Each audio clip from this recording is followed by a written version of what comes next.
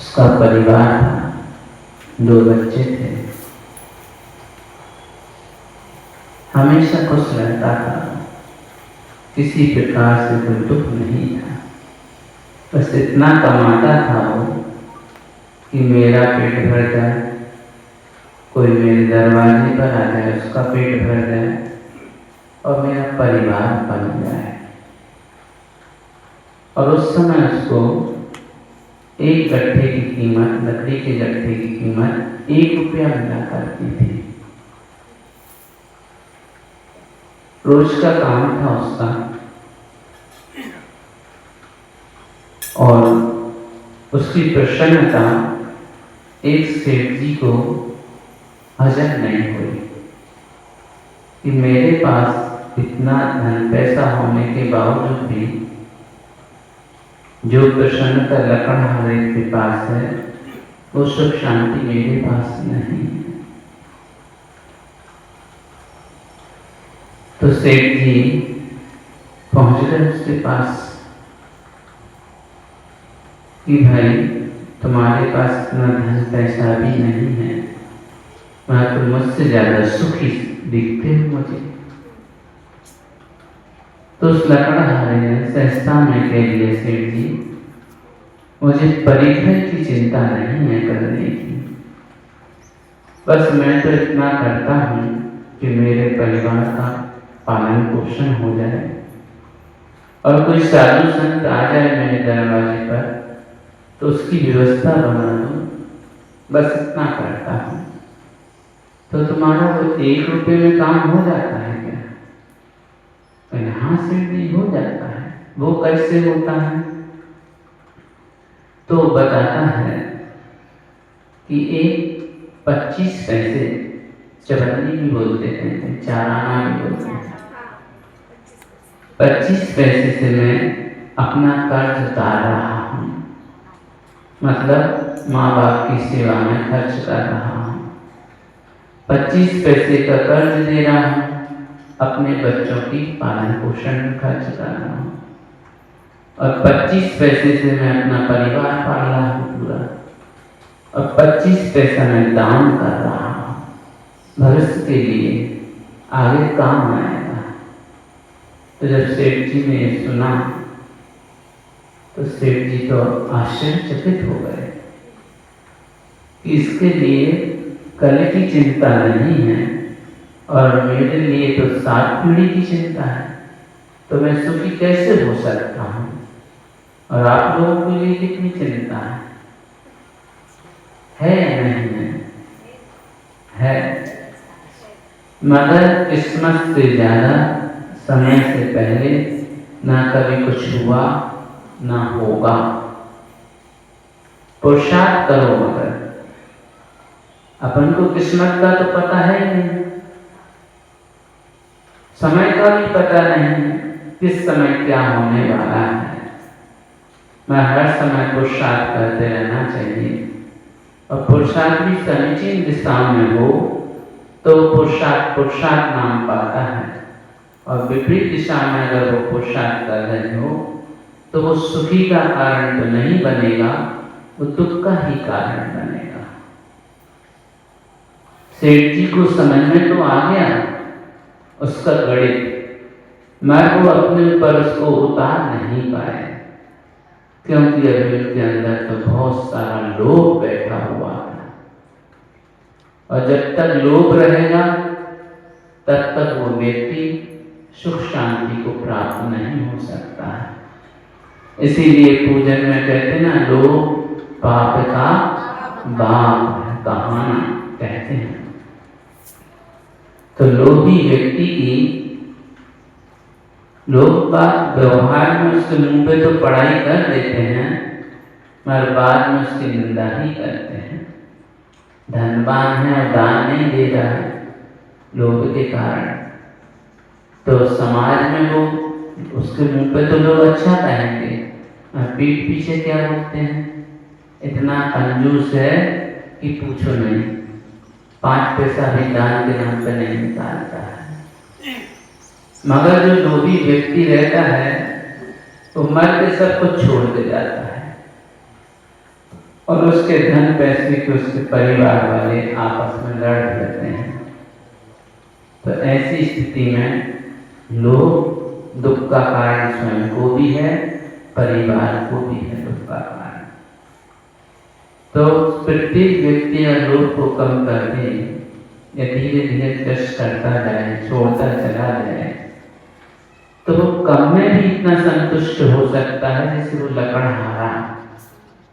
उसे कोई ज्यादा विकल्प ही नहीं था, बस इतना विकल्प था उसके लिए कि जंगल जाना है, लकड़ी काट करके बेचना है, बस इससे ज्यादा कोई विकल्प नहीं था।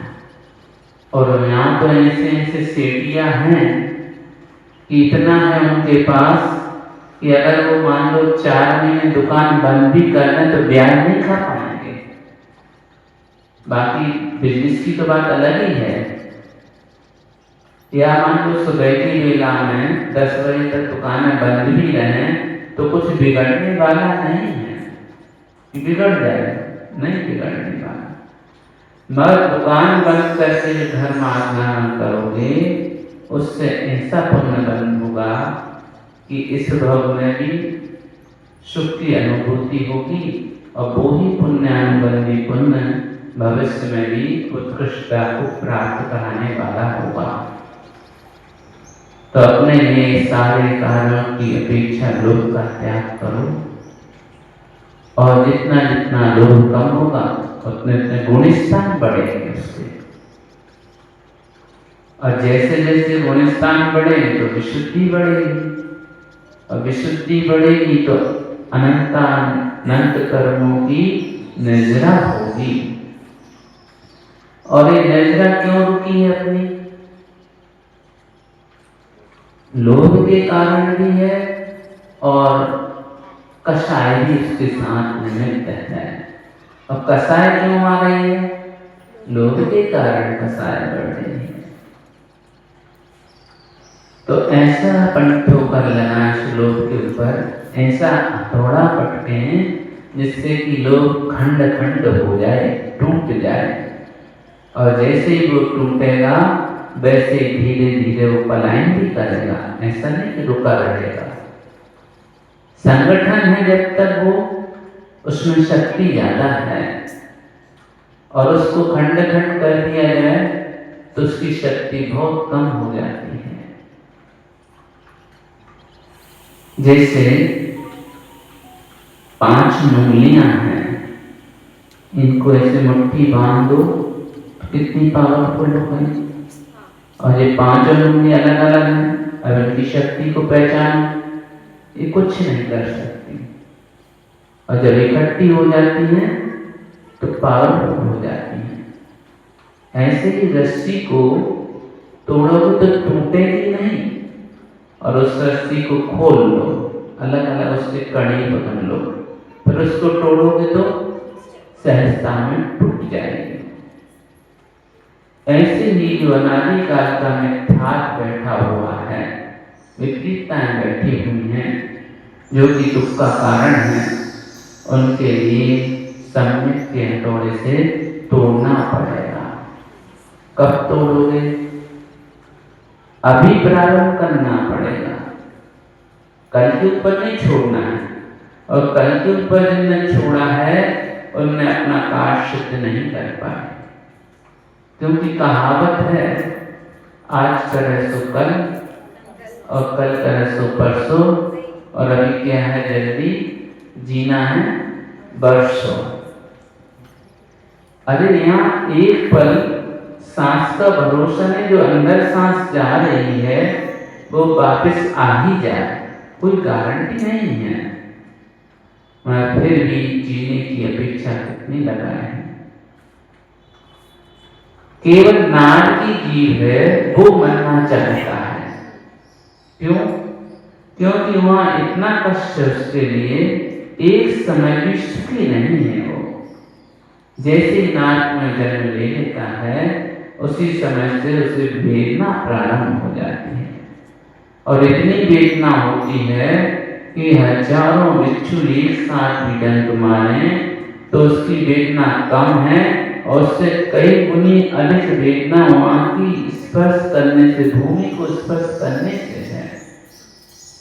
छेड़ा में वाचन चल रहा है, सब आया होगा या आएगा उसमें, मगर इसके बावजूद भी हम लोग जान रहे, समझ रहे हैं, मगर पुरुषार्थ सही गति में नहीं कर रहे हैं। तो फिर वहां जाने से बच जाएंगे क्या? नहीं बच सकते हैं। तो पुरुषार्थ क्या करना है? बस अपनी दृष्टि को बदलना है, अपनी दृष्टि को बदलना है और अपना काम सिद्ध हो जाएगा। अपने मन को बाहर की ओर नहीं दौड़ाओ। मन इतना चंचल है कि बंदर देखा आप लोगों ने कितना चंचल है, और बंदर को दारू पिला दी जाए तो कितना चंचल हो जाएगा, और उसको एक साथ कुछ बिच्छू डंक मार दे तो फिर क्या स्थिति होगी उसकी? उससे भी असंख्यात गुना मन चंचल है अपना। बैठे यहाँ हैं, सुन यहाँ रहे, सब कुछ यहाँ कर रहे हैं, मगर मन की गति इतनी तीव्र है, कहीं भी भाग जाता है। बस एक बार जिसको मन ने वश में कर लिया है, उसका कार्य सिद्ध होना है, फिर उसे कोई नहीं रोक सकता है। और इसीलिए तो कहा है, मन के मारे मार, मन के जीते जीत। और मन ऐसा नहीं कि कंट्रोल में नहीं होता है, होता है, पुरुषार्थ करना पड़ता है। और जिन जीवन ने मन को कंट्रोल में कर लिया है, वो ही आगे बढ़ सकते हैं, अन्यथा नहीं तो मन तो हमेशा बाहर में ही आनंद मानता है, बाहर में ही वो घूमना चाहता है, मगर फिर भी उसको संयम की लगाम बांध देते हैं तो फिर वो मन कंट्रोल में हो जाता है। जैसे कोई घोड़ा है, उसके ऊपर कोई व्यक्ति बैठा हुआ है और उसके हाथ से वो घोड़े की लगाम छूट गई, अब क्या वो घोड़े को कंट्रोल में कर सकता है क्या? नहीं कर सकता है।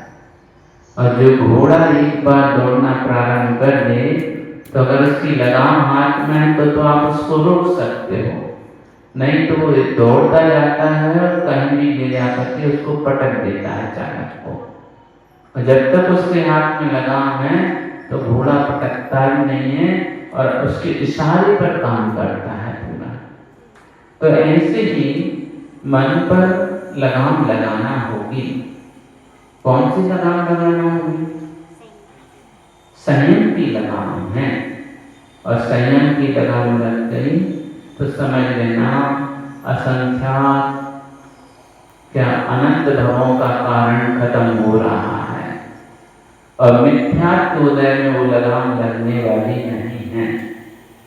कब लगेगी लगाम? सम्यक तो होगा तभी वो लगाम लग सकती है, अन्यथा नहीं लगेगी। अब सम्यक कैसे आएगा? सम्यक प्राप्त करना कोई बड़ी बात भी नहीं है और छोटी बात भी नहीं है।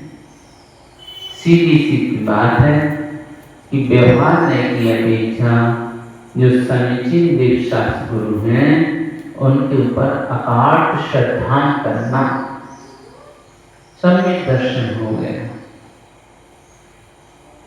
स्वाध्याय का फल यही है, संसार का नाश होना। स्वाध्याय के माध्यम से सारी प्रक्रिया बता दी जाती है कि एक निगोष से लेकर के जीव मोक्ष कैसे प्राप्त कर लेता है। और स्वाध्याय को परंपरा से मोक्ष का कारण कहा है, क्योंकि ज्ञान से तो चारित्र धारण करोगे, और ज्ञान नहीं होगा तो चारित्र कैसे धारण करोगे? तो ज्ञान होगा मगर अहंकार नहीं होगा। जहाँ अहंकार है वह सम्यक नहीं है, वह मिथ्यात्व है। अहंकार के साथ ज्ञान नहीं होना चाहिए। एक घटना याद आई इसको लेकर के। एक बार क्या हुआ, एक सेठ जी को सिद्ध चक्र विधान करवाना था, तो उसने 3-4 पंडितों को बुलाया। अब पहले पंडित आगे करने वाले तो उनको एक हवेली में रोक दिया, रात्रि में आए, और एक और आए वो और रात में आए, और एक और आए तो वो और रात में आए, ऐसे रात में तीनों आ गए, हवेली में रोक दिया उनको। अब सुबह सुबह पंडित जी पहुंच जाते हैं उनके पास।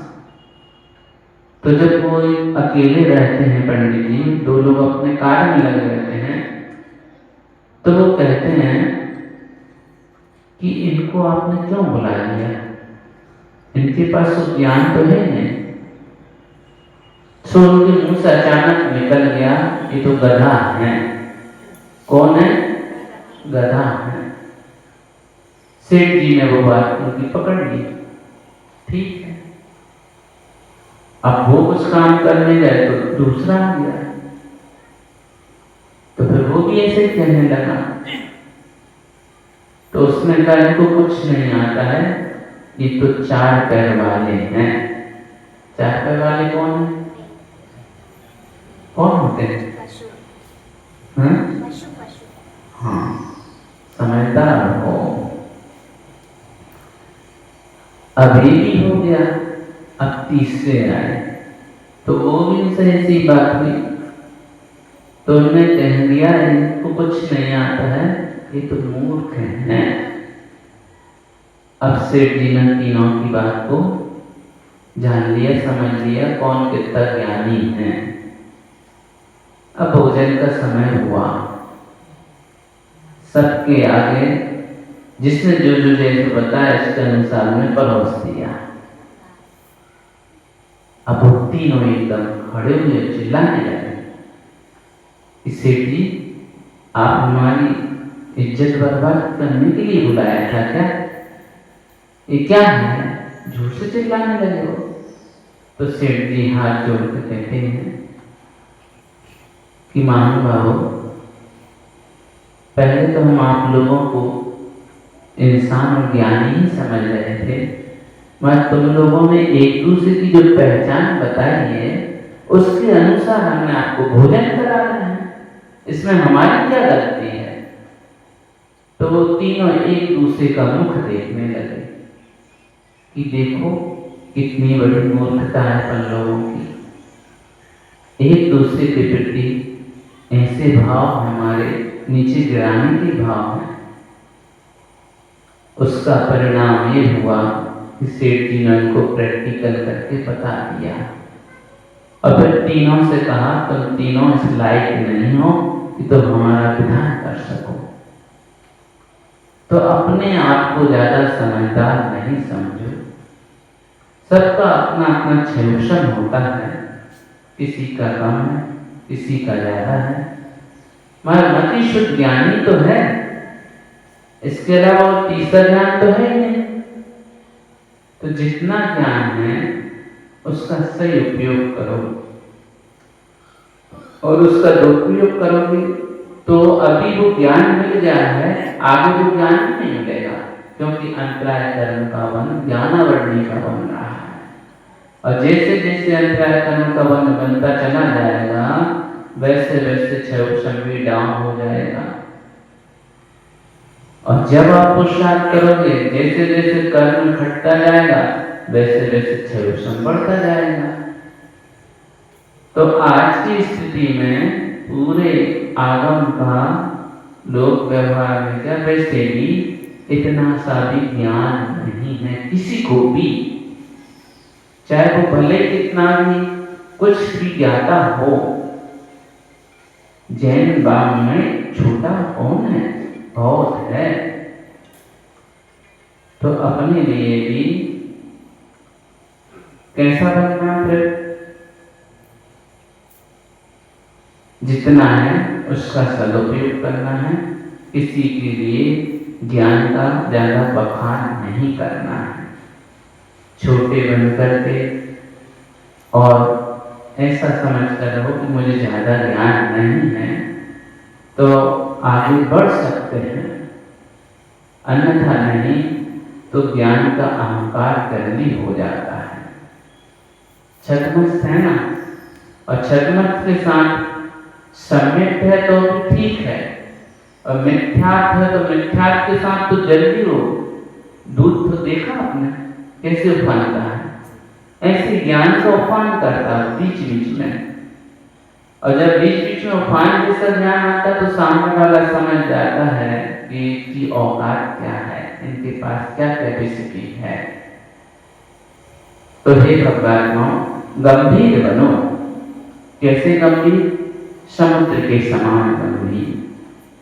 समुद्र में इतनी सारी नदियां पहुंच जाती हैं, इसके बावजूद उसमें उफान नहीं आता है, सबको समाहित कर देता है। तूफान आ जाता है? नहीं आता है। तो ऐसे ही हम अपना जीवन सहज सरल बनाएं, गंभीर रहें। हंसी मजाक का एक शब्द भी आगम्य नहीं है, क्योंकि हास्य कसाय है। और वो कसाय भले किंचित है, छोटी है, मगर वो बाधक है। और जब वो बाधक है तो आपको आगे बढ़ने नहीं देगी। तो सहजता में भी अपन या ऐसा निमित्त ना बनाएं कि हंसी मजाक आदि करें। सहज सरल गंभीर रहो, उसमें फायदा है। बस इतना ही कह के पंच परमेष्ठी भगवान की जय।